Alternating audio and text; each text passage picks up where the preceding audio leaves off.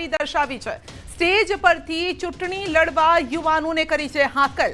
ખજૂરભાઈ તરીકે જાણીતા છે નીતિન જાની અને જે સેવા માટે જાણીતા છે, નિરાધારનો સહારો બનતા હોય છે અને અનેક રીતે તેમને મદદ કરતા હોય છે। આર્થિક રીતે હોય કે પછી તેમને ઘર બાંધવાની વાતો હોય, અનેક રીતે તેઓ મદદ કરતા હોય છે। પરંતુ હવે જે સેવાભાવી એક વ્યક્તિ જે છે, હવે રાજકારણમાં પ્રવેશીને જનતાની સેવા કરવા માટે ઈચ્છતા હોય તે પ્રકારની તેઓએ વાતચીત કરી છે।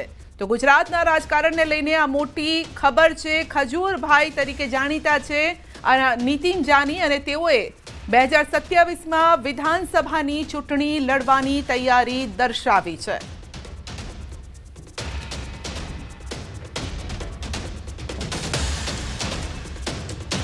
આ બહુ સત્ય વાત કરું છું અને તમારી દયા છે તો હું ઉભો રહેવાનો છું।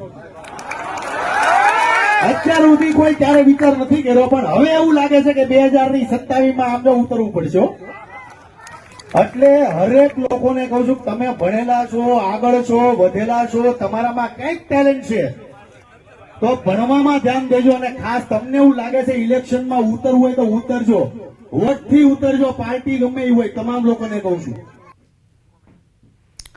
તો નીતિન જાનીનું કહેવું છે કે પાર્ટી ગમે તે હોય, પરંતુ જો રાજકારણમાં આવવાની ઈચ્છા હોય તો પછી રાજકારણમાં આવજો, ચૂંટણી લડજો, જીતજો, લોકોની સેવા કરજો। પરંતુ કયા પરિપ્રેક્ષ્યમાં આ વાતચીત કરી છે તે પણ જાણવાનો પ્રયત્ન કરીશું। ખજૂરભાઈએ આ વાત કેમ કહેવી પડી, કારણ કે આ એક નાનો ટુકડો છે તેમની વાતચીતનો, સ્ટેજ પરથી જે તેમણે વાત કરી છે ત્યાંનો। હવે કઈ જગ્યા છે આ, કેમ આ વાત કહેવી પડી છે, તેની પાછળનો હાર્દ શું છે તે પણ જાણીશું। પરંતુ ખજૂરભાઈએ એક વાત અહીંયા ચોક્કસ કરી છે કે ચૂંટણી લડવી જોઈએ, રાજકારણમાં આવવું જોઈએ। એનો મતલબ એ છે કે શું તેઓ પોતે ઈચ્છી રહ્યા છે કે 2027 વિધાનસભાની ચૂંટણી જે આવવાની છે તેમાં પોતે ચૂંટણી લડે, જીતે અને જનતાની સેવા કરે। જો કે ચૂંટણી લડ્યા વગર પણ તેઓ સેવા કરી રહ્યા છે। તેમના સોશિયલ મીડિયા પર આપણે સતત જોઈ રહ્યા છે અને સોશિયલ મીડિયા પર તેમના અલગ અલગ એ પ્રકારના વિડીયો પણ છે।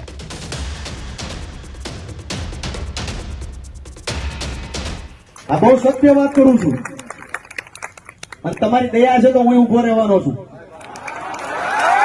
અત્યાર સુધી કોઈ ત્યારે વિચાર નથી કર્યો, પણ હવે એવું લાગે છે કે 2027માં આમને ઉતરવું પડશે।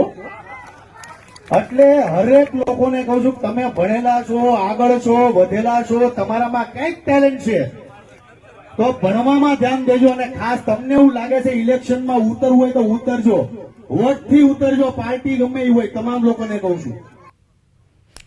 તો નીતિન જાનીએ કહ્યું છે કે હવે એવું લાગે છે કે રાજકારણમાં આવવું પડશે, ચૂંટણી લડવી પડશે। 2027 વિધાનસભા ચૂંટણી આવી રહી છે ગુજરાતમાં।